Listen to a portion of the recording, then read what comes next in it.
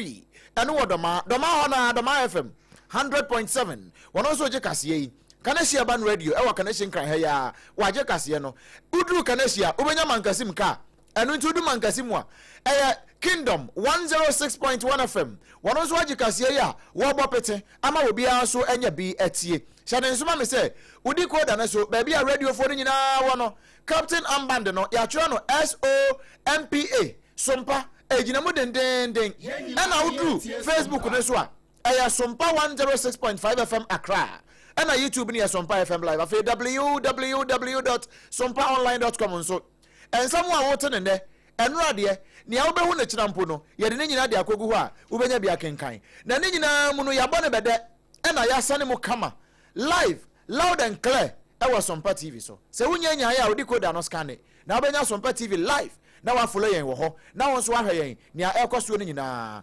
Abusia ahani ya to nsam ne peten information centers de apipian koma ya wo nyina agye nsam no e de to apeten ama ye nyina so anya bi atie kan ya ho na ye nso yanka ho na ye fa ga na nkomo no nso medin e de OBREMPONG-NANA KWAKU AMPOMAH wadoma kuma chi amene me na me ginem na magic captain amband no correct na fe ya trenership no e de akwakwesi na abedwafo akanso abeka ho ne de nkae no e de ato so afa nsam egu apono so a ye bo ho komo anwumre no ye mfa nso mo ene ye nto anka asoro kura nso ye ena wono mo a eye mobile money e wo man Ghana mu agya nya ukwase ne tro ne kapre e wo wone ho a na wono mo asande binum wo ho kura no a wo betimi kura ye na wa ya gidin no de amawo bi o kura agent de no kakra bi o se nka wo kura de man ko so de mane wo ho o wo mo ya de pa na wo mo sim cards no wo mo de ya adwuma no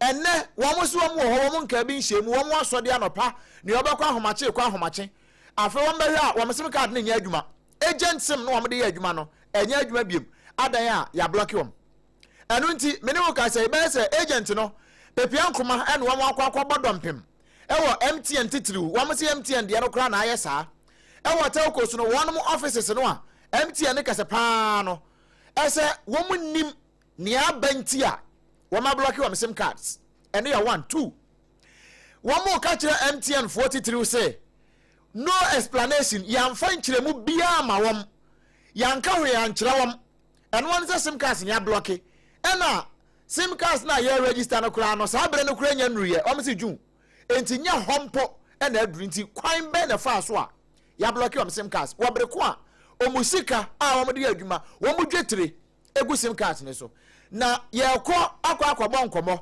asam kese ba ko asi e won kranza no wobunu east bantam no mu eye wo bani ba ko a wono ne sim card no ablock bi enu nti na ni atutu aka ne nsam a akwaya awra ho sempa bibi nti ye de ne din no beta kakra nanso ye baji na no disem no e wa ahoma no so obani wotime nka SOMPA 106.5 ane SOMPA TV so nie me wa kwa ba o mani mejeto mimi jimi di se wa po ne boko na emom wutiri mu na enteno anya ne sa ho nyamya go mo pe pa na ye ma ti ni ni aya ya te wa ha ne se won so ka ho usika pa e down sim card so nya sika ketwa ya block sim card no ade na ba ye mo ko ye wo mo se den ade pa na si ye okay OBREMPONG me na wa se pa na Mencia achieve for any DHC from Fairfield.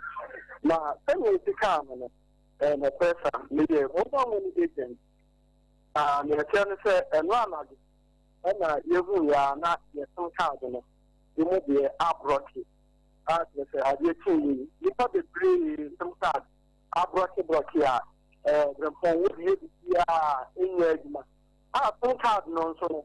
Ka e wo so no e bi o kra ni je training na e na wo so e ma ye ken kra ne afonfo ni ko ni benti no obi akra fo a obi nyan kan ti se ni na e yi ka hye a e wo bi ton ki ni fi ti bia na no no aba e ba sa o bo ke no no ama ade ti wi mu agent ya go tu bia no na ntumi enye adwuma a e de program e yi e na aba na ye bi sha na bra ye bi sha mu no ye antia for the kind say ye mama and I say as one I say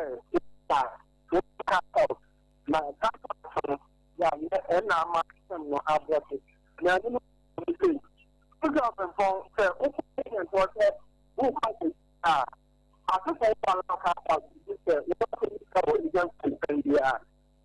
want to cast out this now, Lumina and for now, you should really I star 17 now. We can teacher, who is customer now? Nothing. We are allowed cast out. Not all cast a while out. We have to be discount. So, better catch the show. We are allowed cast out. Now, your friend Alex is not allowed cast out. If you answer your honor or what is up, ever free show. So, the APAMA. If you are moving, we go with the other. Agents from the United Help in the and no, I said that to specific phones for you know. Okay, app not here, and yes, specific phone, and the other phone we are to and we are working specific phone here, registration. Okay. If you have the other phone, we are a Paka app. If you are taking app now, of the years now, I get a qua, and what app not to say. If I want them for one hour, you can find. And I say, that is last one year out.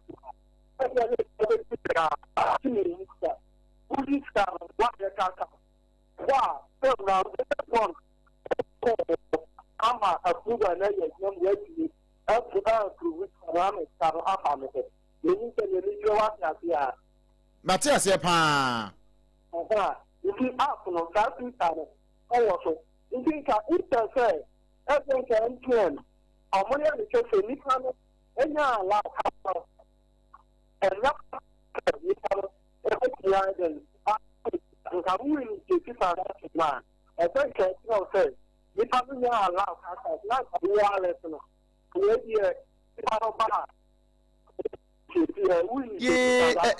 Jina ye kakra mame, why? Oh. Hello, and would the horses from Pano? Oh, thank you. You see, when I have no idea, we know initiative here. We initiative here, not for people. How can you find a phone? Not if any panel. See, which you are. Don't allow or walk in. Let me say, young little star at your master summit. After young mom, I'll pass out. And I can say something with you. Yeah, I'm too sure I will listen. Because for the first thing, one of your afternoon, why afternoon, and I want to reach your say, afternoon, the initial city, Papa, aiming to pick us out now. You can sit on that at the home. You can ever have dinner. I think I want to get that 2 sessions, 3 afternoon, one walking, number 1. And number 2, how can I meet you to say? So you could agent say, no, pass out there. And more on the phone, and my agent, no more, and you're not here. Customer bank, now the customer allow pass out to her. If you are AGYA now, John Wilson, if you are there, allow pass out to all some one show.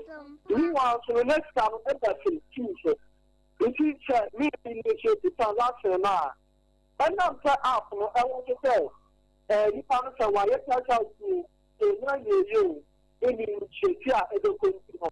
Any shakia transaction, you could panel. When you come here to any second panel, if you want to for sure, they will pay you agent. Yeah. Until you are suspended your line. Among the people, they are aware of that transaction. They are the whole thing. Then to other transaction, what suspended lines. I may ask you more activities and other. Maybe I use, the program and for 2 hours, and not from my area. For my other app, that's an commissioner to be clear.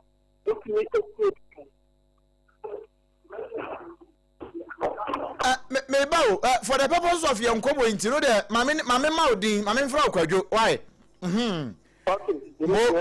Now, Quadro, Babia, ya bedroom, send a watch section, come away more, dear Babedu Sabre, one kasa usika sign na aka na ena aka wo sem ne so no ye 1 2 ni ayati ye ne se womu send message across say anaso womu ka ye ekire bi no mu so womu send SMS yo say ne ayi me wafa asefo na age ayi fo na boso no scam fo no womu age sim cards ni bia boso me bia be wurawura agent fo num enti womu shada block na fe mo aba office na womu ye ho adwuma maako sa nkomo no mo TB was it communicated to you people?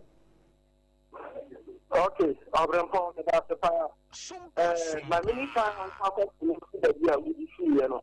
So you have to do more about the one, or Papua. And no, for the first place, I'm going to initiate something. If you have to initiate something, that will be our own. Because I said, before they are fine, we will put a lot of cases. Like I told Ghana Cat, I think said, if you can't really pass another, so the justice is no more. Anyone information and the Saru to access to one. And when you are saying, you are giving me abroad, you can also out the years, and no elbow. And I'm talking, I was saying, and last one out, I said, or my message, yes. Message, you know, or what am I? Then you message, you know, about and Ra.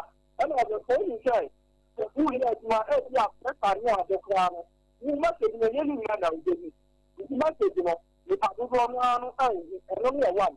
And if you want to cry, I may hear you, a crown, message down. Or a crazy or call you, you plan on catching you want to come out and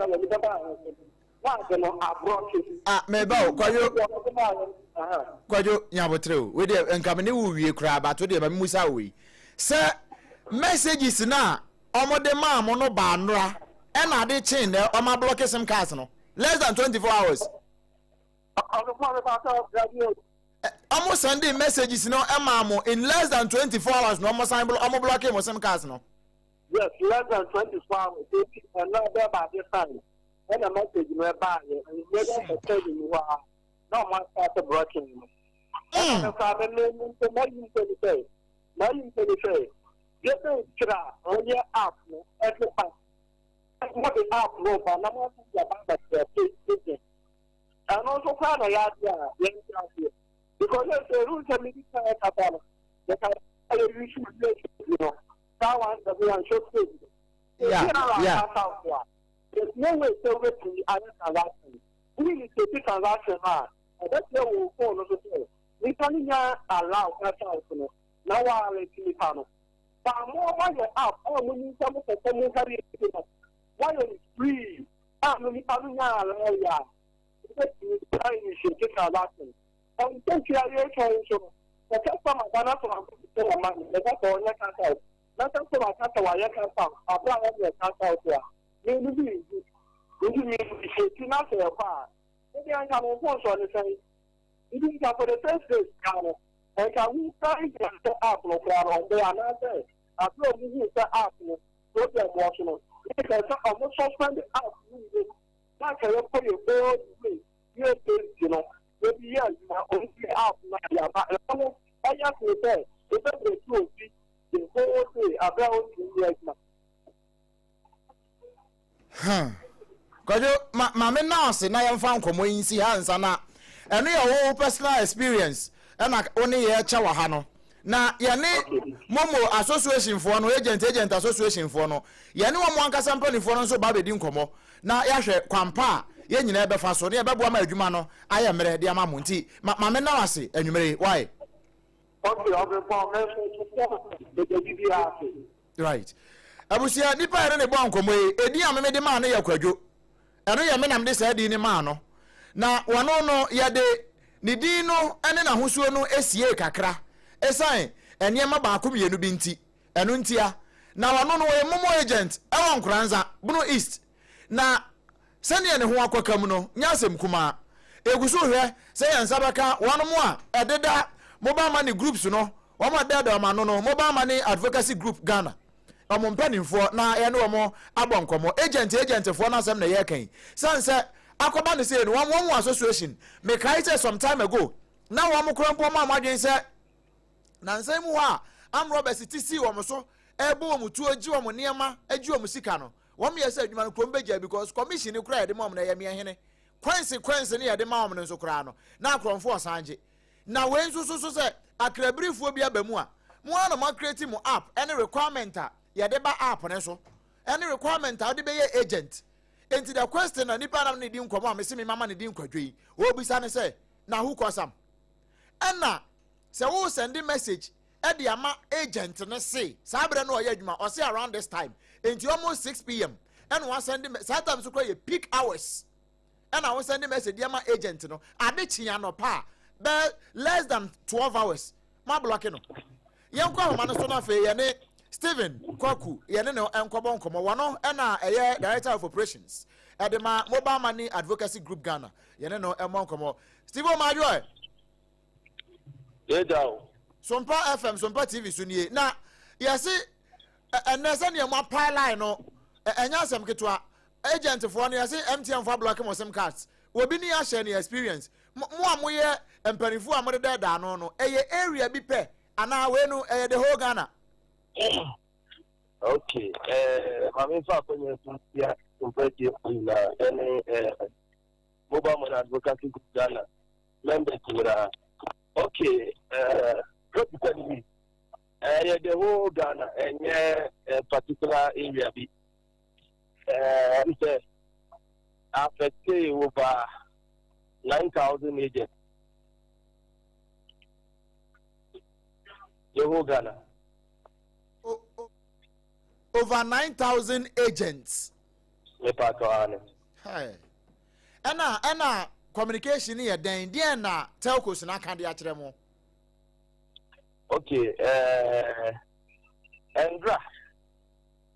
Association no follow. MTN mobile money techniques. Omo platform a BBA ni omo yi asutire. Enti Andra no ye ho almost any my yeah, be blocking agent because of my cash out withdrawals attempt on customers' wallet. They require customers no can allow cash out. Na eno kahubi. Ena ebi mutumi adi hu customers no balance omo wallet no. Na omo dina so edi India customers in India.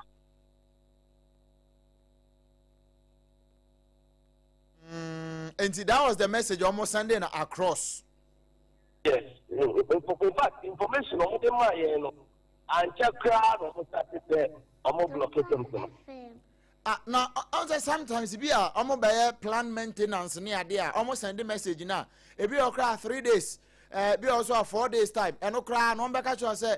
Date say no be no e be start time we say ahomache bi at 12 a.m. ho be midnight and no be we no de buy no yes nra be around this time ya no messages ne buy e no 1 2 omo ma timelines be say be share time we say ana time we say e mo de kan message ne ho ana David and the message on the mind say me share e dia no we ya o de my no pa leadership promote my around 1022. But the into Ankata ni won't say there were 2 ways of serving customers. There was star 171 and only USSD and your mobile app. Problem no if you mobile app no. Problem Ankata Kausha and can agent no. If you on mobile app no, your process in the same customer base car, and so on customer authorization from the phone also, and sana agent no to access the customer account. But they are not approving. The customer no can allow cash out. Not agent you do app no any cash out. Not a cop. In the event which way, unko baby unko mobile money, but who are the ones there? From to the good phone also. The one shiny now go to Shabo. Now, the Tipena, I tell let's connect to the agent and enter. But to that can what you say. Aye, Matthias pa. Agents no use apps no. Omu fa do na affect your motor. Enti se who use USSD no a eno no anhye da nkan do no sa anya sa. Oh, Debbie. Omo problem no USSD for no cry. And 171. Omo but omo use apps no because according to MTN no, omo say some of the agents no share omo transactions there. You don't say one account, customer account. We initiating multiple cash out requests on the account. If you ever say, you don't say one customer, now agent no APIAH, we initiate 500. Now call. Now we initiate another amount. That Ticano. In Ticano, and that cost I do the anyway time. In the same system, they say. Who initiate cash out? Not the Ticano and do amount now about now. Enko. But what I say? If you ever take a person who are here, if me bought 1,000, let me okay, but 1,000. I bought 1,500 neko. If you are me born 3,000 and cook you. Oh, okay. But my only crowd 3,000. Into the first at this no message, mobile money message that. Or that draft balance no around 3,000. Saba ya baba to account or baba be si account ni mu pepepe. Good. Into the message ni be to phone no so to say obi asenu sika. Na o send balance na wo say balance na wo wo no. Enye wo balance na ka say wo ya ye pe. Eno na say one share ye na e ya wo say oh a mistake I'm putting if I'm not who said this Ganamana. Who said this Ganamana? Who said that one Kazaka who won what 10 years? At the Amano. If you can say, oh, 5,000, my second will say, oh, 5,000. If you can say, no, 2,000, let's have state balance around 7,000. Man, if you are say it, so a penny a betum. Aha. Me not try to 5,000. Me say after 5,000, yes, yeah, you don't have enough. If you know, I say my mistake. I say no, 2,000. If 2,000, I make my say no. Lay balance around 7,000, maybe 7,020 cedis, and I say 6,000, 9 something. And it's a woman say who are around 4,000 to 5,000. That's cannot become one. Say balance here. Excess of 6,000, 7,000, right? Pepe. It is a one share.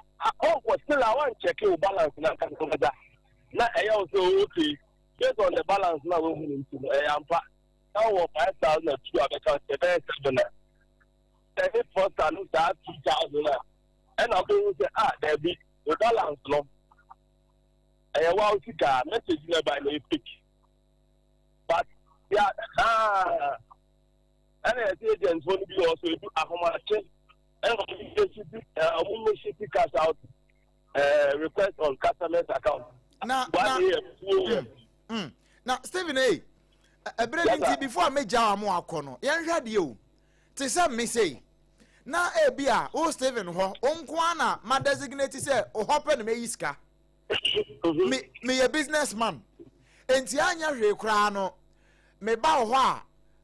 Ena abri bia so metimi abeiska bi krompo adakro no metimi aba ho kra abeiska be say 4 5 6 times in a day eno nso no MTN fo na telcos no ebe detect say so far as this particular number aba Stephen ho a day obetimi aye cash out be say 6 times e to aso ntino automatically they may smell say fraud be and the so ana and also one more dwene ho saa hunu and more communicate saa angle they are not basing it on successful on say the people that come be over a better successful and they say we be multiple times normally no you say ni palo ala cash out but these are customer no cash out but from to now go through. Because they are making what they are saying. And come on, we need to customer no or allow cash out here. But when the agent, at any prompt or people use account to the but it was the app, and I need to make a yes idea. And Tina make us say, affect you agent all the time. Okay. And agents want to do who say, Apollo Crano, Catamana, allow cash out, or need to use Panama customer, and they kept it to themselves. And they thought that a even simple way of doing business. That one, I'll come to me out. Will be happening very simple. Stephen, sir, who you to pronounce me banner me allow cash out? Wait to me a yamame. Good, and it is against the rules of engagement. Social contract and everything signing and it's Yamra. It's all the time. There's a customer named Maho and say we used to carry answer now why it's idea. It is a customer name here now would you no menyanofo. Mamimbo from Naminia. Oh, and I do more who and I'm agent to be who ya so mudemuno. Not all the time, that's what they are doing. And as someone who care to my dress idea so say be a me come of one who say me acquire obo number na no obo. And to be a man, me nimsa, and to be a just a man, me train number, so because it's a may allow me cash out to baby. Obi only number, who will do ya, that also you need to have no allow everybody. Who do no, why that? Oh, but to be said, what the hell is it? Who not allow crowd to pass on my head? No, to that stage. Now, Pamela, or there, my head. And pass who are left. But it was a wrong way of doing. And the way are not up on yet. And your agent in the post. More up on a because up on a motion of come one of them. But they also want to use the agent as people. Aquaban say no. Aquaban say no. Mona moye agent. No mona moye affected people. Edia na mona mu tuo de afa ho. Ena sana mo ntuo ni nyina mu no. Yenim say affect mo business. Mene wo kasa ya ye ne customer care unit na wo MTN no akasa amoma kire se animanimu ye omo the official statement beba shortly e dey about address sa grievances yi eno no would be enough for you and now say you would be expecting say telcos no should give you a compensation for say omo a blocking maduma ene. Oh, okay. The other thing I can say, in fact, I'm glad you and I'm 24. And that, and I go around 11 something. Yes, any email from my MTN, and no more action come up at the copy Bank of Ghana. So, but I'm not paying MTN responding. Bank of responding. But MTN, and I pay any my online meetings. Emma or Magia too. Because they put me here. Sometimes you be here. More pass or more handle. No, it's not the best. Because I'm blocking me for the info street. Me for no movie. And some of that also. Some brand new people are near day. Young Kasa. And I didn't a shot. You know, man for the first one day. No man to that in Yanka. Now, more blockade. No, you need more block your mono. Or would you step at that? You block your mono. You know, as I pay or my just to have the young association, the agent, young fire let them bra. Now, ammonia proper investigation into those agents, now, ammonia now, more real safety. If you look at your mama, all affected agents, 72 hours. So, we are in the what can be a full. Now, after 72 hours, or let's have suspended from the back. And they said you might be a man, so be any Nisika. Oh, maybe on that, locking a month for casting, agents will be called to so acquire Batabata or Honor. Because of Musica, oh, yes, I would say you man account to move with you.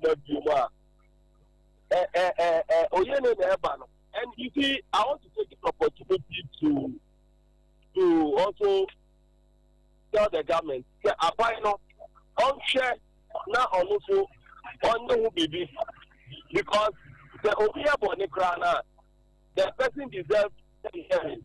So what they did was a breach against natural justice. Say the first time, Nipano, I don't know what discovered the thing. It's at least going to what can make to be account.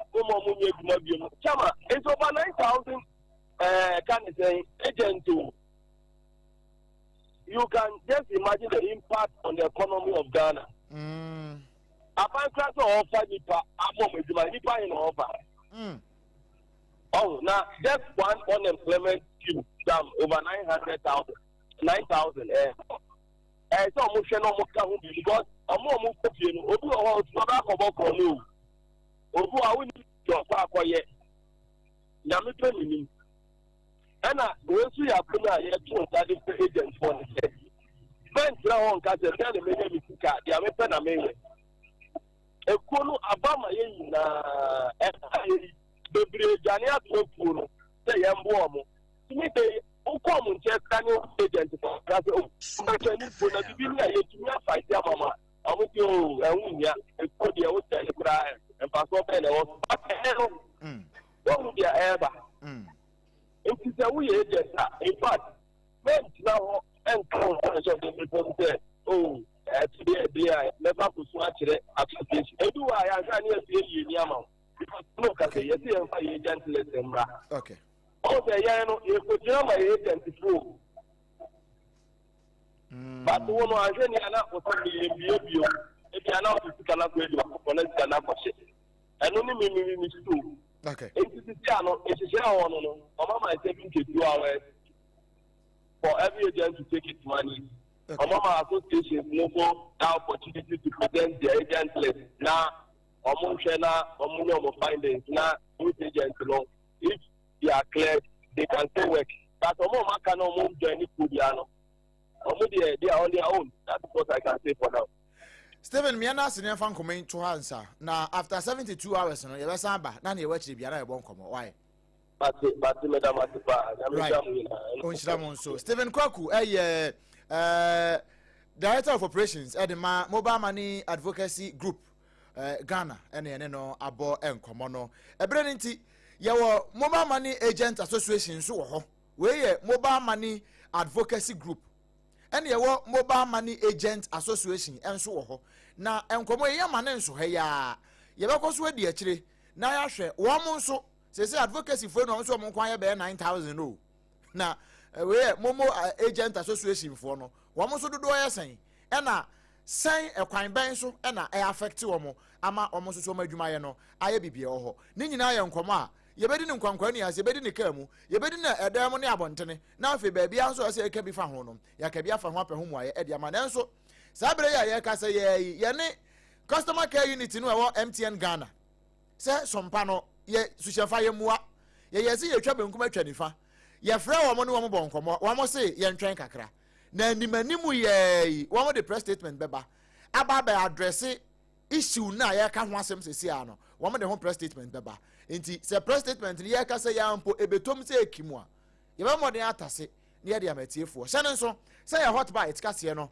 e na ye de e ma wo medimafo ba center dawroma e no waso yasene me ya de dwumade e de brewo me pa cho ba bia wo pese ukọ na akonya apomide mpa no medimafo ba center Dr. Time da so wo de bre time e na ye adwuma nti wo de bre beto yade ne so sa bre de be so no enye se no wasa yade o na watu yade no ase na ho atọ pa binum wo ho a wo mo sorosoro yade ohun bi wo medimafo ba center e ho no ye di nu papa e na de ye eniema no e de ma ho ye de account na bia atumi akoboko e de nti yade bia e ha wo free with three nua no kwasi ubawra no bra na ye hwehwem na ye hu haw no na ye mfa ho aduru emfa nka ho midimafo ba center wo poku ase mayira e won kran ha ya e na kuma senso abu akwa agogo oni aban school no ho ne di animhwe friend was 0244 774 282 0244 774 282 na one no abonkomo se wo kompo na malaria mpo anu be ka che wan se ohia time heba mixture ni yedu papa time heba mixture wo wanu mu ato time heba mixture wo waposo oya time heba mixture no de e ya adura every tetentre de wodman kuma ade bo asase e de besi sabre nyina no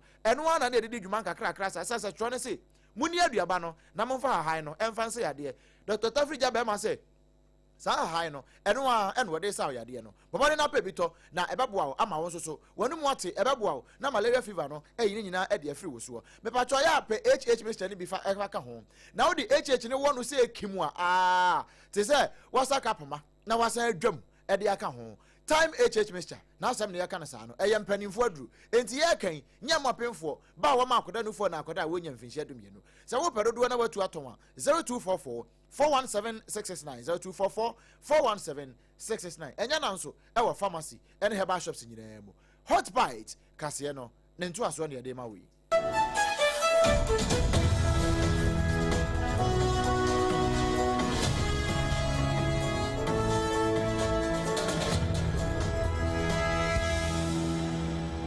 There you are, eno ye broni ne kai na wakai no sabre no nyire si broni kana bibini wo ho no wo si oyiwa asam na broni aka no ya hye nsam na se ofa etoso mienu session bi no na fe ye wuramu a ye koposi sado no wono maboboa no wo mu aya krado se won betwa abade ahwe abonofo sama hodo ekoso ewo ye mpotamu na timamufo da won betumi ada ma won ho ato won na won bedwene wo mayi ho adwen papa na wo mu sode nso a won be sompa na posi sadom no wono ma ye wo ma de ne bio ene wuko ye no wo ma so anuawi bi paachi ya wo mo paachi a wono mo so ye no won de won dwade a wodi no ade no ase powder nanso eno so anya powder hwenhwem na ya body bia ba ku na ebe wie no wote ne pampan kura na wani asesa na wusu no ban nyina asesa no ebi no fre no cocaine eno bi na wo mo se na enkrofo pese wo mu di hu dwa ene wo ma so saafo ne panchi na ne nyina no posi sadom ne se bosumi da na etoso du ana wono mu nya ne nte se ebi no mo bo won ho empem ede edi se adwa no na ne nyina no wo ma ante antena service of integrity wo mo so do waso toto form etimi ede surveillance ne egu form ampa enti enum na wo mo se nya ne nte se saafo no kwa akoton ade no ewo jowulu ana ne entemo a yewra IGP ne dom no wo mo ti won hugum na wo mo ekoko epae nche se wo mo kobo alert enti adwodifo no nso badwa ya na wo mo bedi wo mo dwampa enti emu na boso me ne da etoso da duda baako wo mo nya abrata ivo ene ifi anyi ichi oba wo mo so wo mo panchi na eba ne sa no nso wo mo nso anka wano antum wo mo kire se enye wo mo nko sanse ensakro ntimi nkata nyamiani ebi ka ho so de wono na ebeto enti anu nso wo mudi safo no nso anso a eye sane obese wo mo bua madwade na koso no emu na wo mo konya kwa na botwe enso epa echi soyi ya no enhwemu kire se wono kura na ase wo ye kempin wo mu a wodi dwa ne kese network no wono na kura no wo enti anu nso wo mudi akire aka price na wo mo konya no eso ne pa echi na unim ewie ye no wo ya sankaja wo pekakra bobasha posifo nsam na nka wo magye akiri na sade yewra IGP tache yehunu ka se wuni wodi bone na se de obebra bu posia afi kura na ete sade asabio wakwakoja na awie no wasa be yimfinama ene wabiri na wode 420,000 Ghana cedis ene boboy wo se ha wonya sa akode edi ma won se wo munye na de nka asa no wo muntwa akiri na we nyina chi no nso no wo mo san hunu sika 400,000 Ghana cedis kro ya bi afidi a yede kan sika na ebi nso ka ho bra wo mo kokoche no no e wo ne fie ye ni nyina nso wo mo aboaboa no we na police sadom ne se wo mo na so wo mbe koso ha do mo su kodo wo hwenhwenhwem te se de aboa preko de na hwene no fom ayi na duane no na de ne ho bom mo bia no wo ma twene edna ba emranum na emra no a ye ga na emra no se eda ho a asese bonwoma na mo ye pagagina na hu se sa mo yere titim na de yese edi wo mo no edi na ye asua de ama afoforo a wo mo nso wo sa adwakro na mu atimi atwe ho afirim enti enam so ma IGP se wanya clarion call ewogomu amem na abusiapani Kofi Botwe won na etotosire se IGP onemrante na ene wo mo reject bribe wo mo chi kokenfo 420,000 Ghana cedis wo ma reject ni nyina no wanfa bia ma gomu amem dia ahensam ya agukuro no enipa bonifo bia bawura ho a wo mo cheso me very notorious wo me langard fo ya wo ma tiesi gomu amem a chese eniema nsemone nko a ene woni di no ho sabere aye ka se wo ma prepare nipa miensa ama adwapade de wo mo asese bi papa ne nyina ya ahensem eno na abusuapa ne kofi botwe kira se we de agwamu ambem se IGP ama ho de a kuro ne bebo da ka fe yi na bende America kinu oye ahensem boto aguna number 1 nsuafo na obatan ona so yo di kubonte ma asamu okoduru obirifu na yi nti asem ni nzimu obirifu Fred no batan ni mu no batan wanya kwan wanko mo na muduma osisi na kunga wache na kunga oye obatan wache na kunga nti mfanze nana yi ya ohana nzebade obirifu Fred na obatan ni mpanyimfu ni committee bulata nti na ne peyi ne ya huwa ye kware nti bra ye kware ni obirifu ro baye de na nana kunga na wache ani odnada snaide odasna nti obanna no na akayen yije Dama Maimunina. Ntibra yabaya ibudu fia ni ehune de aguna number 1 wabusia kan kukwano onye namrantifo langatifu a woka fam ofi kaswa wodon bai na abusia ndaza wodin na ndama woya no in fact yena ye bohwe surokan nti omama we abusia pa ni kofi botwe no wazo kofa Africa suwa eno odoma begu gomu amem eno wamudi sabi nyambransam awa mfafra mu ho na eno na wonu mu adu omani hunu nyambransam amanfo adi ne hoyi ebinom ne yama ne boni kwaku adama bonko no mo chese no kure mrantie no wamu fifiri kasoa eno ma behye mu ho sa na wamu aprepra wamu kura de sezo ne makogu social hospital wamu ji ayarehwe sa dansefo no wamu kan wamu nsem sei in fact ye ko na so emde ne ho ase nim da no wasan hyem ho wasan wadi sekan gina me hanu a wadi do ahwe metilme meje na le me nya accident da dia me sheda anya fit nti meje ne he me bra pa but me de no I so boys are will go my brother nyabo more than 20 na say ma nko tie me hwemu na sabia obi gboguro ho a ma pa me ye ne de nti se so ama me ti mu so ma bom ko papa o ma aboafo ba na o mo hweye na de me se me nyina na ne nsu ma na ye fa mu nti afia na pa ye nko hwe krom he nyina ye nyimpa twom na se Peter French o bo so nyina o du krom o sigo ono no wo ba no ho na wo ba ka bibia wo cheche nso ba hi mani mebusia panyine ne abusia panini ba hemani yanti hwe yanti kutame yanti jame enu wamne nam ho no wamudi anyambransam saa na wamu akoka asam no kra che gomu anyire sipresifo a wamu so mu ye hwemu so atati abakranya de a woni ache no sanso ma tupi afajan asam na koya wure hosam a we ne efiri gomu amem eba nipa be yesa aduonum wamu akofa kro no nyadoa a akoya asam kase pa kwaku adama enu adama ansem nyina adama aye Abusuya His Excellency John Dramani Mahama Ghana Mampeni wapa dear friend say free public health no wapa hontama na wapa hontama ne ewon kan na ebinumu ka se jama eno na eba be health insurance free o sanse insurance no kura wo munhu ne papa bi eyo na mampani de auto sanya sa na tie sa free health care we aba no eno no de bebia wo bia yade nkumankuma no ewo so okọ na akọhwe ohun yehu yade eche so na mom se bia wo free bebia wo no na ya refer wo de wakọ bebia eno nya free health we na de wokọ se tie bia no health insurance enso bebo akire ndi we na ase brode a eba bebo de na se de wo kire mu no yansa ntwerofo tasemae.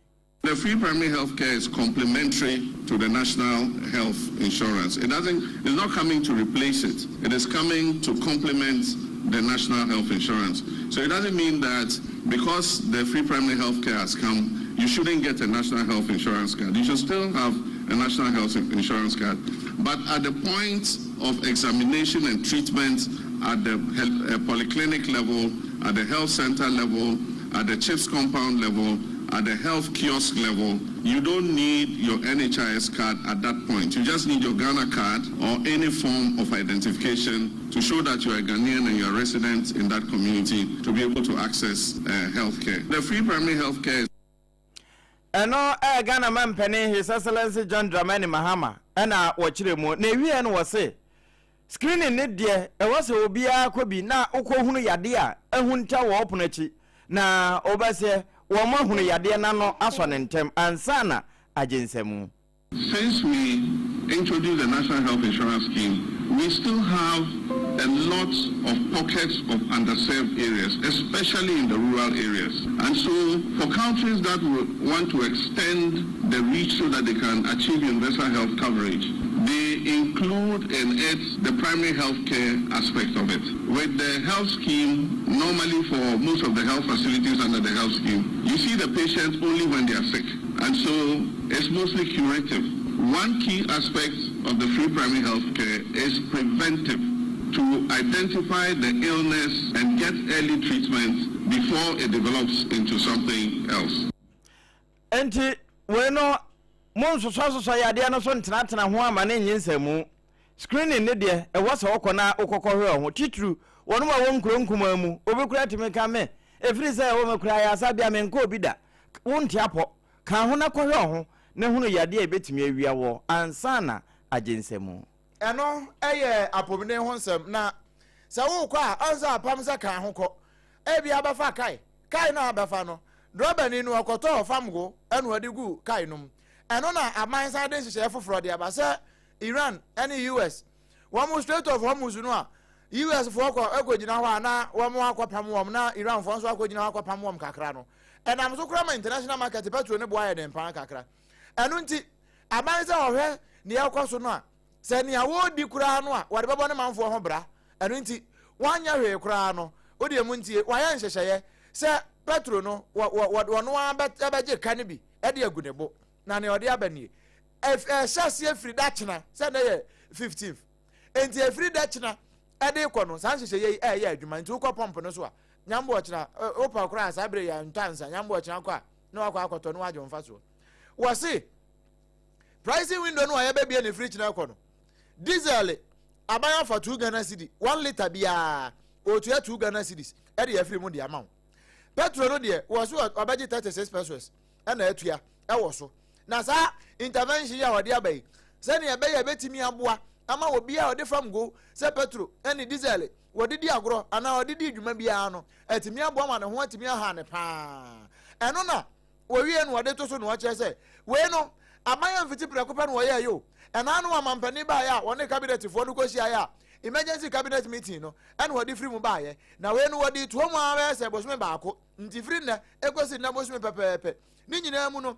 na aban gusu closely monitoring the development of the global market wo hwe amansa dwaso no se ne yakọ se ekosuro se ba fomu na aban so ahuni obeye na wo ka we nyina no na wo ka se aban no de wo ya krado pa se o manfo no obo mo ho bra na obo mo ho bra yi na obo mo ho bra pa amane ma nyina etimi akonkan eno na wo mo wo tiro no so busa se we ye petrol ani diesel na gas fo no nso ane satie bia ana mampani tinti wo mo boso no wo badwene no nso ho na wo de light bill no water bill nso saafo no nso de nyina akeka ho abusua na wo sa petrol asemi ho ana adehia wo mo asantema musa de mo no se no mo mfama no kwase no mampani ayade ndi mo yensem ma no pa na ye kohyira de mu nso a yensan so nhira no sansantuma wo twese ne kokko na de wayo no sabio otaabo akwadu animrika de na wo yi nti wo mo ne ba abedu edi ho nkomo e wa asantema mu well mania many dear I think I can make sure we say to Santasi na bia we load to patasi ko wo box of short sane man nyina enye ti make say all the president won na nimu ade o yi enti abaka te baba me dear you won say nka boa ewiase so bia no chief asampa na ade bia no se won na truth ene wo so say ye ewiase me say obi no ho mpente so sa ade a wo ye na asen body na afide nipa na ono de ba se wa tu no asaka se o sisa na obati so bi ma eyo obi ade no obi bia two bedroom a kan bi bia enya de ba fo ene ne president sam e kan obi a di ere o mambani down down na mas daboa on say to kwasi no amaya ho do o ma ye petrol ni ade nti ama petrol a ho ye den kakra nti so yi free so a obeboa ye ama ye nso ho ahen ha ye abeboa pa ise o yi free so a eboa ama tina fo e ho to kakra se enya sa e da so a be bia na kwa say even say about to put nti ama ni ba sa akoso do yi free 1% free so a abeboa pa aha yes madam mo ene wo mo a e de petrol di dwuma e wa asantema mu no na wo mo boma mpani aba so se de wa ye e beboa pa wo mo danase na dase bi mra biu sa fam go ne yede ku kai mu ntie nyina kai no so a na wonu mo ayisu sa Toyota Voxy ngokon kitenkete cars no wo mo ayisu bie no ne di ba ho kra wo mo de ama no ye se wo kra fie na se won kra ya bo mo de ko fie ko kra bra na wo no de edu pre nam fom wo do betu afa ententan so sesi a na no National Road Safety Authority wo mo de ba ya se o Mafri Commission ko authority enti wo mo se vox no yemfa nya commercial yemfa mo trotro yemfa mfa ndipa nyi sika na emom ye de family business enti se bia so mpa fie ha yenkwa na ye kwa ba bi no kura mpo no yakwa bro so na ye free he kwa secret ni aka nyina yemfa nkwa tenten so enu ntimo bia nkwa fo sa kai no se wo de kwa ba bia na DVL fo so wo munya se wo register sa cars no for commercial purposes no enu na commercial transport operators wo muka e de atre National Road Safety Authority say e de anso no wo mu se sabi imperial sanse munu be nie se wo bia kwato car na wo de ba de ba na adwuma betene ka o se mo bia nkofo ma ye register no na ekuei wo mu dwam training eye asona ba na redu wono na wo mu de krata aba say National Road Safety Authority for omepa wo mo chaw pa no ne mu odin pa na yen kobusa no say aso wo mu aka no sa na asona ba te me kan SOMPA FM SOMPA TV so nie ma adwo e leso sugu na ba wo hono mboko de obo de na da roma ye de wurade ase na die be mpa na ba ya mo se lawyer Abraham Amaleba woni road safety for wo mepa mo chawi dem bone na o ma ya mo obrempong-NANA Mami fa kweta rentia na tifo a etie SOMPA FM eno mo hwe SOMPA TV na mentia brafo asabe o so ma jibre na adajia rasa we o mo de Ghana fo ni tinamfo e ko mo fifi mo na SOMPA FM de do ba this time na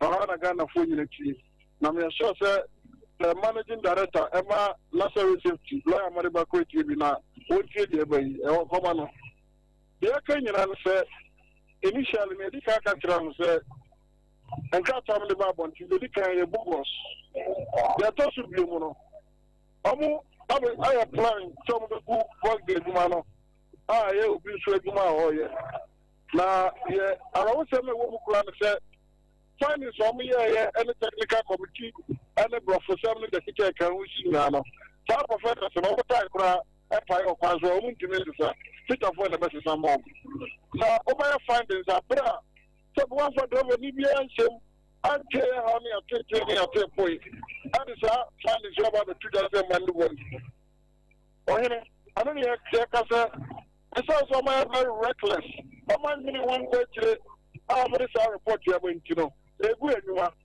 kanu na von the to kura na ye to be 50 and 60 and now mo ba ya sa mo research one findings no and ya kwa 10 and 50 and you see fa a chop project here America for any commercial transport operators so mo be come on and when the president was authority bono only to me chop dey and shana se pan and to aya bi aso kroma and you chop ya so bratia I did become a daily graphic for publishing here extra radio can information at to AMPIAH over the home I say tomorrow because I chance that Mubareku I am on the business after trying to sabotage man shamu bako how any money muna sabe I didn't question about mumu National Road Safety for mu because about 6 million dollars chamu fanya chere ya muso mo se afa ni rifa mo kwa so mo kwa chere asuna ba Obrempong e ka nyina ne se e no mani se grebe e free na akopru da bi ni mo mo fa park se amra grafo commercial transport operators and yes ya no mo krumwa asuna ba one more the reasons inti o mo de sa de ne ka ho ese mu kura no o si wo mu go adwuma na no Abraham Amaleba ba abanten se na accident enya na no kura de ba ku bia me hu ye na me free efie east ho ba bi na me bankran o mu ayi overtake nyina pedestrian walkway nko ha no mo nam eno o mu overtake ni defa eno de mo hwe ho nka ho asem Erunti Obrempong-NANA asibuni aba Obrempong Erunti ayeka no anenya kwenchia ana nipa no na enya kwenchia ye okro no helicopter kwati tofo nipa no na tika no na nipa no na de ka na eko Erunti nipa no say regulation 193 airline 2180 regulation 193 what tell Ghana police service Sit down and you are ready to rule across the other. Chemo, never the family so. School now, wherever go school. They are money can you scam on man. Why they are regressing one answer not to all. Can you bonnet? Can cannot present him to. I don't know who do any so. And if you can't tell rest of the father, when I come on and the proper woman, what do I yet? I don't hear him and when you want my part well, as part of my journal, you know, you found there's no more station. Some of the for the revenue. What you got? Not too far. I have money and you both know I went through. I'm no grand idea. I say FTD before. I say no. I don't know my father. I don't run it yet. But the one time I'm not from them. I know I will confirm with my side. Can some question me? Everybody say. Everybody says go be the last. I'm not only one Juma. Commercial president, I already said what's Juma. Every time I'm not talking, I'm going to afford me to I just maybe I don't know that. I'm coming on my class authority. I'm in any case. Me just when I was like a trapping. Trapping signing on me because I said to for Juma no me na Katano. And some for that. Obvious station. Abrepong. No, so operate as a station. When I heard him ever drink craft, I am friend of a young man. Oh, family, I've got a permit. Permit to know about transport directed. That is transport directed. One 2 minutes. 1 minute, I'm met to that. Who says it's 1 year? I'm talking about my first one. So, my one, I'm for everything. And if you have another rest of your authority, and your book was, I said, no, you're for no good. I'm going to see Mate. Asna ba meni wurie nkomo no sane e wo kan wo kwan ho tintini wo ha woni kan sem ye se wo mo am me pacha wa mo ba dan mo ba kwa akrobo ma na mba kokot o de am try bi wo kro ma na mo dade ya ka trom so de wo mo try bi rough am try rough wo kro ma na in any case Abrempong wo mo kwa mo di sa to me no but they want to me no o de on try bi se bia somebody said, I'm a 2 1 so. Come in my Ghana for that crowd when you know that. What's the name of the Obianwa? Whatever the black issue. I put the one out. Mono, Samara Pano, when I found Munya being tired, yeah. What that you don't have a for Munya says you know. And that's why I want to say, as Baba Menasi, you better come over to why? As a man, as soon as I read Jim Tenny, the commercial Transport Operators Association and yetene kan one more semi etiasa kwekwo kon one say National Road Safety Authority ebe power mo chew voxifo no wo madwa pa abusua ene ma yankwa asantemamwe na enhyemudie bi koso nutogofo na yeye mekyere National Union of Tricycle Operators Ghana nutog wo mo na kosa enhyemudie e Kumasi Central Mosque ho na wọ́n asamunti a wọ́n ko hia ya no potoka se transforming tricycle transport in their region na chese abobo ya ni twie no wọ́n dan ni dwumadie na kone aba e wo mantan no mu a de ne mapapa e ne beba na eno no pani a wọ́n etua wọ́n no se chairman e wa Asante Mantamo Esiedu Mubarak wonya adaje ne ba abedudi nkomo emfaso e wo sanhyemudie mu no continue operate in isolation so onkwa we ya odia da bia obebre na aya complain na omode bre ne say a police for a how na a police for no sebi anye say omo haye na mom maybe onema ba ko mienu bi enye e na omode fa ono so ye de nti me futu a me de be ma omode say obi a make sure say wo ne riding license owo ni motor na o twini roadway di any insurance e bo ho a active ones nti me huni say wo wo sa na ma ni nyina na o sa join eku as National Union of Tricycles here na osika ene obi bia bo ho na police no pese still or sisiwa that is where yes so ye bem because ekuo no ye wo lawyers eba in terms of legal issues enye me as chairman na me kwa gina okasa na lawyer no ena be gina akasa ma eno regional chairman edema abobo ya Tricycle Operators Association wom na from National Union of Tricycle Operators Ghana nutogofo no na wi na de wono eya tricycle chama wokronom dodo na ne say yes madam you arrive is nyantachi wono so de bitro so the benefit man about boy you say cancer yeah can adwuma ye ade eyemu bia ba do no me say pragia for to so ade ne ade no ibre bo muso bo the benefit to gwan say on be say e bia so me ne ye entire ne stick aye no e bia tafo omo so the benefit egu akwanu nya ye gitim se be boy eni tu na redom ya ba ya e de o Ashanti region enye kumasi yanko a enti daga say de epe omo nya ne sama ye na bia obi free tono wo batafo say obi din se mo ne bia ye hu na so de na teachers ka obi free tono di o boni a ya to ne ba ba chi enti do mo ye ne se beta ye betra obi fa ahodi so ye ya na ade no ashekina ama na ye kama Honorable Elvis Nyantechi no yes madam na dodo na ade frɛ no one ba bedu ene di nkomoi one ye krono tricycle chairman afe yengura enwumasua enkomo mu kakra setiefo bekaya sompa efemfia ha ya ba se bosumi nsia kwa bosumi nsumu nie e Ghana today so ena odomankoma chiame ene APAM DADAA ena afe adwo asare yetena se Ghana today so a na ye bo ho saa se a teacher for one more year adwuma ba se bosumi makomako edu enan ebi de akura de ekro ba se edu nson wo musika kamu ama aban na bomi mfuita duku ema ya bo ho dewura ka demonstrations how do me yeso mbeye afi wo mo ye bia na nsam wo me yeso mba be demonstration a oswafo in fact Ghana Education Service for ese da ka kire wa me say wo mo hweye eno wo anya demonstration during contact hours bio wo mo hweye ne ehu amanim kra say wo ne so mpa fam fo kra bon komo biem ama no ye wo ne pa ekwama won enti no mo ye so careful enso still na ya ka wo mo nsam ne di ma wo mo enne ena abrewa yi poma kwan mu ema wo mo ye say ye kire no wo mba ye ne efri wa Brasport Adiko Jubilee House woman nante ye woman fakai woman say free okra sign ba abankase we ye baby a sikasem eso afo baby o hye no a ehon so mbese ko ho ene ye womko no mko hye deputy minister wo ho ene womne ne bon komo yewura Thomas Ampemnyako womne ne ko bon komo na enkomo bonu mu no ana asem de bia pia free mu de aba no kire say abaya ye say we kura na no 30th March ya ena aban eye ne yeso ye bia e ma wote education company for nka eno ntu amu hwa ni mu hwiebe enkosi May na wie ye ya wa moji May eboso mi akatua no aban de boso mi nan ebesa aka ho de ama wo na ya boso mi num afa June aban betua kakra de aka ho July aban be no asan tua bi de aka ho na san hye ya aban ye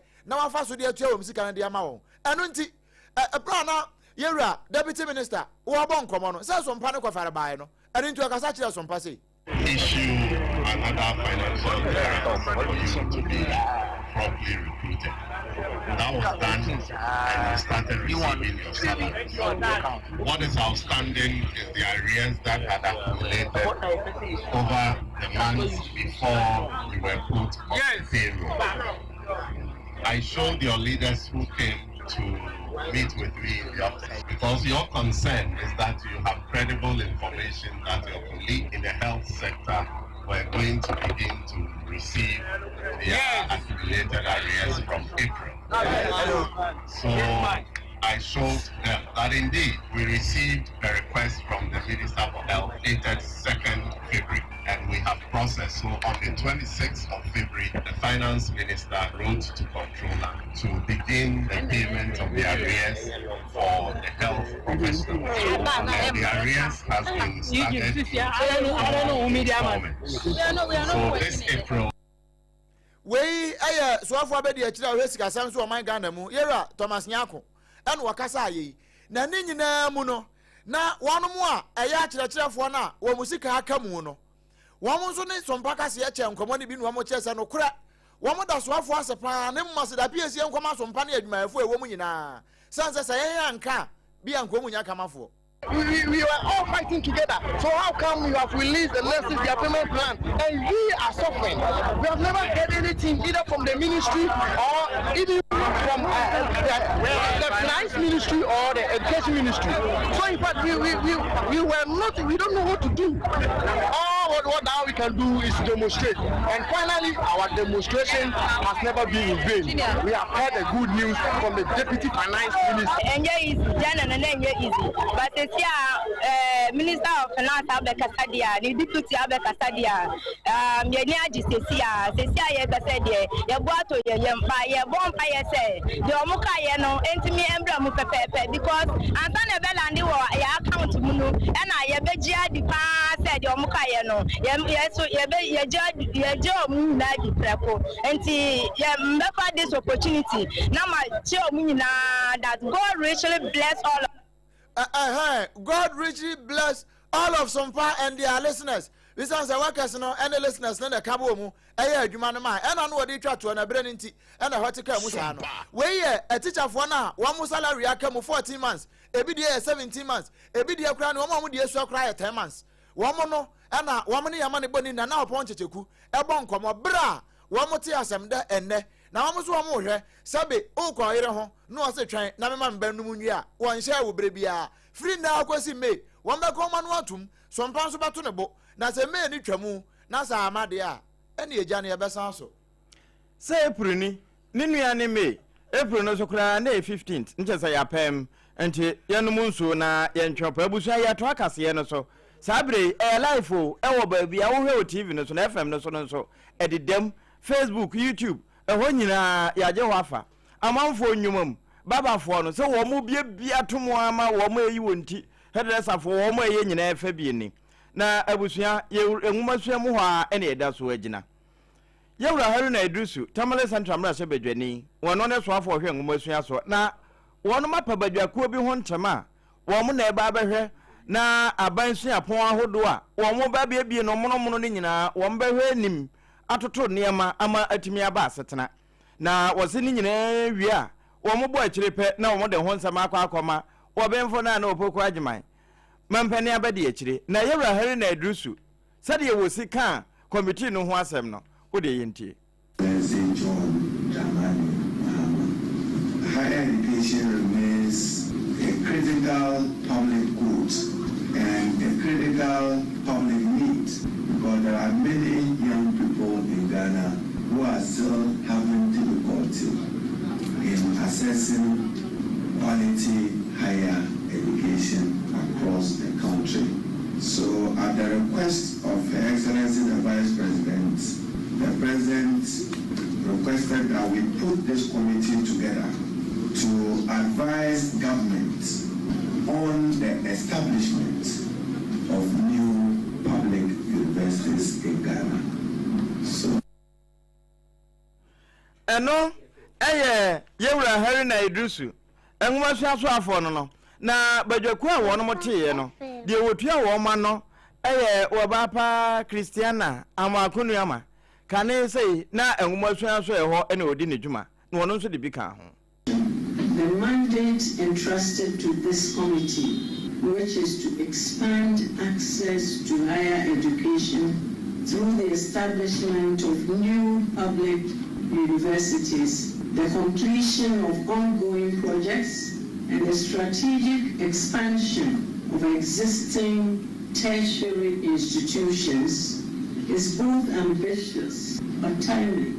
It reflects the NDC government's firm commitment to equity, inclusiveness, and national development. We are fully cognizant of the magnitude of the task before us.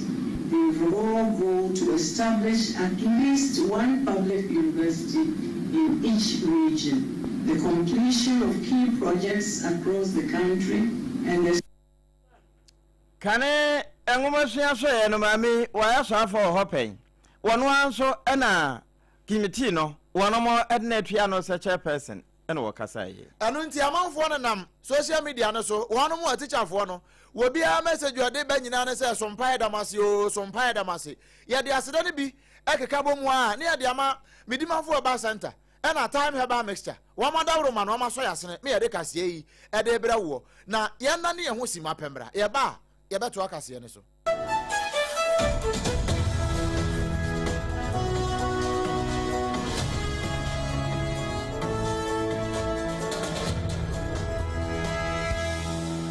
Midimafo, Pokwase Maira Accra, Midimafo, Pokwase Maira Accra, Midimafo Heba Clinic Abakra, and you won't hear passengers a Gumikaimi, a Hana Dudwana Aircraw. Hey, and it's Accra and the bottom of the moon. And yet the Muampa, the Sadia, Educam, Atlantic International University, America Memo, about Dr. Dujanfi Babasu, honorary degree as a professor in biology in herbal medicine. It is said here, I am Sano, I am more. Oh, Mr. Minim wife, your copa war, 1 year, 1 city, need send the 2 months and 8 years canon. Miss Connection and Shadam Koye, na Esakakra, to say what Peggy Mama, what you have them. Connection, what you are about the crow.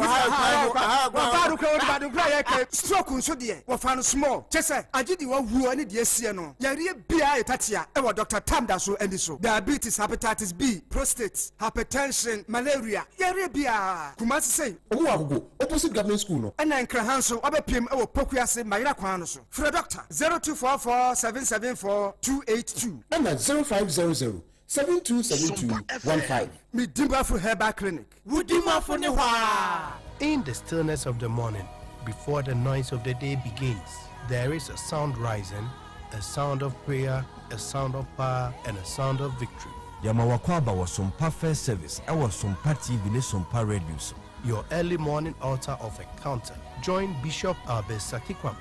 Onyankopon di fa wasra no eweye brim enam ne nsaso ama onyankopon we ya honwade pi.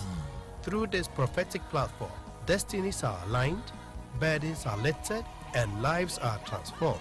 We need to take to us SOMPA First Service. Our home enye TV program keke eye bra osro ne asasi hia eye bro onyankopon kasa chenema. Set your alarm, tell a friend, gather your family, and let the Spirit of God reposition your life. SOMPA First Service entwa wo hu hoda eya dwada kusi efiada anopa no num kusi anopa no nsie fa woda ni nyina share densa na erade beye 21st Clinic yes sciatica expert sciatica no o nerves na wo to ase na fa wo siremu na fa wo nansia besi ase ho no se ho techema eno ene ye fa ne sciatica na etimi bubu o to ase ka wo se dwe wo siremu woje ho ba bia enye na no na 21st Clinic ba ye adwuma pa wo mu ye ntia baso bo magine wo Ghana ha ene amono ne enya asem ketua wo mu gi international awards ahodo wo mu gi local awards ahodo na anu nso na wo mu bie the only sciatica research and treatment center in Africa bibrim ha no ebi ni ba bia gi 21st Clinic nkwa wo mu die bibidro ene besa o yare no masa de machine aka ho eya yare sabia yare bia wutimi de ko ne mama ade ba ko a wo magidi wo mu pa no eye sciatica ena stroke nso de kwa diabetes ne hypertension ne ade Ghana ha ba bia wo mu ho enkran ha sese ye wo Tantra Hill runabout se wo fi enkran eba ye wo wonsani fa so wo fra masaman so na eba nso a wo nsa bonkum so ho na wo behu ye 0540 311 311 0540 311 311 There's a 21st Clinic. Still, woman is sciatica expert.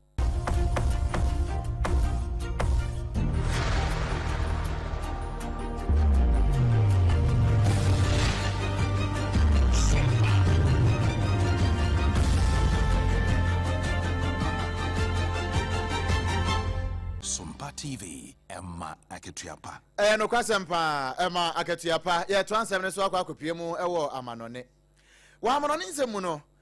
Yenim se Iran ene US wo na no ewo Islamabad wo mo kokobo nkomo na nso nkomo na amfoi asomdue no wo mu anya ena wo mo etetefa so a sabre ya me no ka se ya US for se wo mo ni Iran for second round of ceasefire negotiations no aka na anupe na esa abaso me ofa wori kan kirekire mu sa ene ya number 1 enu nti delegation no a free Pakistan no se si ame no ka se wo mo adu Tehran ya wo mne mpanifo ho ne kwa akobọ nkomo kakra ansana dano kura adru anim ho no Iranian military no wo mo dikan threaten say ship no ne nam Gulf no mu ho ne nam Red Sea ni so no ekofa Oman ho nyina no say US never no a wo ablock sa ho no wo mo to aso a wo be fire wo nyina eno ye ba ko etoso ena nam so kura ma no fa Donald Trump wo dikan so ade bia beto so a kire say wono ne ekoso ya wo mo ena say wo mo Strait of Hormuz ne so a wo mo boban ni nyina no China for no mani agi o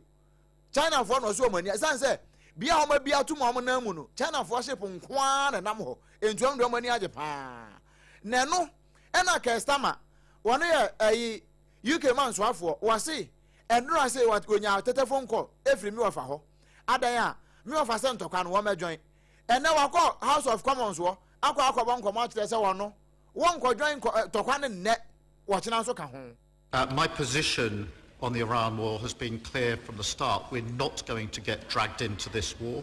It is not our war. And a lot of pressure has been applied to me to take a different course.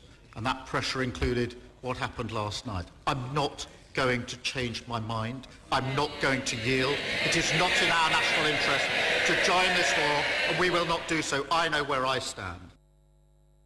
Motiye, wasi, wano de, anono hu nye ni huo, enya pressure, ena bema, won ko di pressure chi, enkwa memene nkase, enu nti, usu na ya Obrempong of Accra no a, odi afa ntokwa, wano ni UK fo de, wamote ho, wamni kinchase, wamu nyo wanyu so wamu kwa kontokwa bia, enka o agenda ho, entokwa, wamu mpekura, tinya de a, wambekwa akwadwen, ena na mrase ojafo no, badi okomo, ene olukemi, and I say, woman call for an account, woman, you know, so yeah, none of my just one. Ninty, Castama, you came on Swafono, one on your attending can where's on the agina now and somewhere the best some and then you may know. You didn't now as ye, and you may somewhere the baby won't one.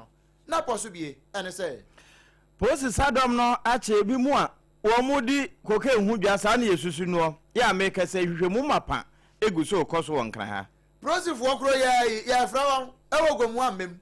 Sanya enipa bone fo aduonum bi arabese mfa frem wo prepram krofo no wo ma kro ne bebo free primary healthcare Ghana man pene se enya se ba betwa health insurance na mom we ase brode e ba beboa wode eno na pene a wono na kasa de ma aban wo chokrata tenten se aban for 2 Ghana cedis eno wo diesel so ena petrol ne de wo fa 36 pesos e ka anu afa gu ne bo se wo tuatua de amado bafo obi a wokoto bibia 1 liter no ne a woje abone bono no eno na santimamu wo mo a ede petrol di djuma wo mo nso boma mpani abaso sa wa ya ade papa enam so matra sakrefo abobo ya kura wo makonhyemudie ye no nso wo mo de nhyehyɛ papa bi agu apono so a ebebo ma odwumadi akoye commercial transport operators ya asmiami ni kuma asunaba nana redo da no se national road safety authority for am power nchawa won do power mon try ba biam do mbegina no enye ebini ena won ya adwuma mosome maako edu enkono ebi kodu nkono ni ebi du nso ni du nan nyina ye ntu amoka na demonstration am ye no aban na yesu obetu eno nti etwa abosompo ekwa amanone ema US ni Iran won mo sa kwa akohia bi na won ka stama say si wode ne ho baje ntokwa mu paa de gise ni wudam we ni nsema hodo bebre ena yede ebedi wontoa se kase wabreko a medimafo eba center so yasene na time haba Mr. Subo ye chidom no ye twagu ye wasompa 106.5 FM so wonkran ha sompa 93.1 eno wa santimanta moje kase ni bi na yiko 100.9 so je kase no adafo pa radio France ahenkro pare mu wono so je ye eno ti sabre wo munyina kansa bon sompa 101.1 watakwa sompa 103.3 watakrade sompa 106.1 watachima sompa 98.9 eno wasunyan ena sompa 90.7 wonkran sompa 101.3 ewodo adoma hona Dama FM 100.7 ono so je kana share ban radio je kase nyina bonebo e won kran ha ena afei Kingdom 106.1 e won mankasi mudi code na so be radio phone nyina wono captain no ya cho no SOMPA ya ono so etnet mo aka no sompa no Facebook ni ya sompa 106.5 FM aka na YouTube ni ya sompa FM live ye kukuru ni nyina ni abone bede www.sompaonline.com ya sanimu a ya sompa TV live loud and clear ya unya kase ni bi ehwe ye enso e wo ho mimidin Odeman kuma chiame Obrempong-NANA KWAKU AMPOMAH meni abema triple A man AGYA APAM DADAA yan ene ebesom wo ye sori so na dwumadi nka nyina atoaso